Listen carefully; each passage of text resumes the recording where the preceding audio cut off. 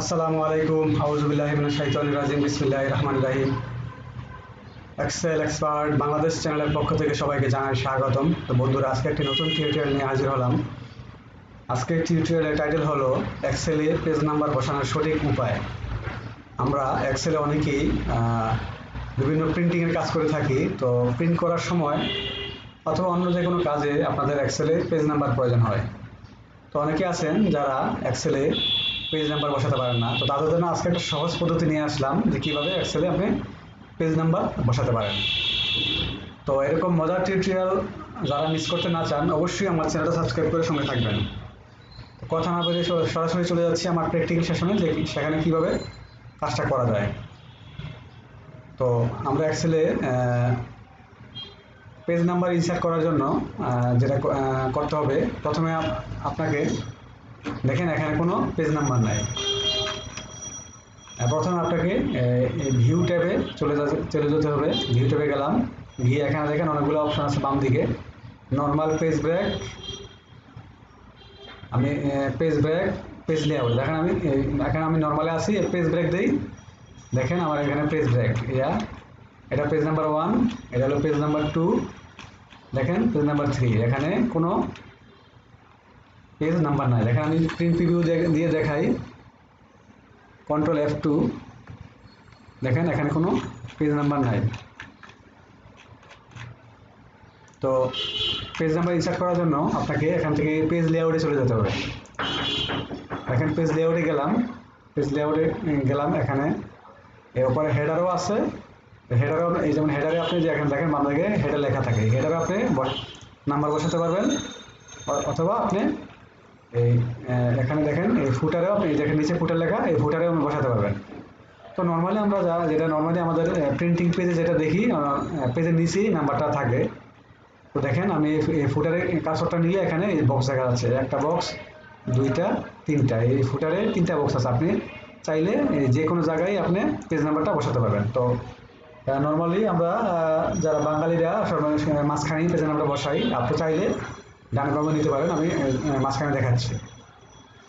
তো মাঝখানে কার্সরটা রেখে আপনি যে একটা ডিজাইন ট্যাব দেখবেন, এই ডিজাইন ট্যাবে চলে যান, হেডার অ্যান্ড ফুটার টুল, চলে যাওয়ার পরে দেখেন এখানে পেজ নাম্বার, আমি পেজ নাম্বারে ক্লিক করলাম। দেখেন এখানে এন্ড পেজ একটা লেখা আছে অটোমেটিকলি। আমি যদি বাইরে আমি ক্লিক করি, দেখেন এখানে পেজ নাম্বার 1 চলে আসছে, এখানে পেজ নাম্বার 2 চলে আসছে, এখানে পেজ নাম্বার 3 চলে আসছে। তো আপনি যদি শুধু চান যে সিঙ্গেল পেজ নাম্বার থাকবে, তো এটা ইউজ করতে পারেন। যদি আমি আরও কিছু ফরম্যাট আছে, ওটাগুলো আমি দেখাচ্ছি। এটা ডিলিট করে দিলাম, করে দিয়ে ডিজাইন ট্যাবে চলে গেলাম, চলে গিয়ে এখানে দেখেন এই যে পেজ নাম্বার 1, দেখেন পেজ নাম্বার 1, পেজ নাম্বার 2। এটা আমি আরেকটা পদ্ধতি দেখাচ্ছি। ডিজাইন ট্যাবে চলে গেলাম, দেখেন পেজ নাম্বার অফ 3, দেখেন পেজ নাম্বার অফ মানে 3 ভিতরে এটা 1 number, page number of 2 of 3, page number of 3 of 3। দেখেন আমরা অনেক সহজে কিভাবে পেজ নাম্বার বসায় ফেললাম। এখানে আমি ডিলিট করে দিলাম, ডিজাইন ট্যাবে চলে গেলাম। এখানে দেখেন আপনি ফাইল পাথ দিতে পারেন, ফাইল নেমও দিতে পারেন, শিট নেমও দিতে পারেন। দেখেন আমি এখানে দিলাম শিট নেম, এখানে দিলাম ফাইল নেম, এখানে দিলাম আমি ফাইল পাথ। দেখেন এখানে সবগুলো চলে আসছে, দেখেন আমার সবগুলো জিনিস এখানে চলে আসছে।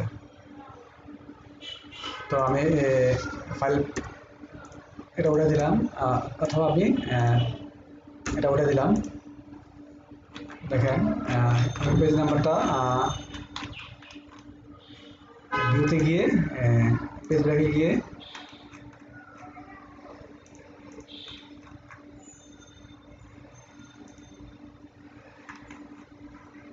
আবার পেজ ব্রেকে গেলাম।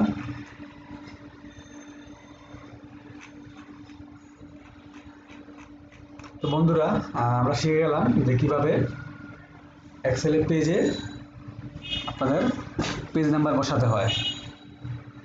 তো এরকম আর মজার টিউটোরিয়াল শিখতে হলে অবশ্যই আমার চ্যানেলটা সাবস্ক্রাইব করে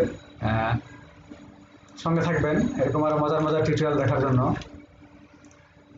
যারা যদি মিস করতে না চান অবশ্যই আমার চ্যানেলটা সাবস্ক্রাইব করে সঙ্গে থাকবেন।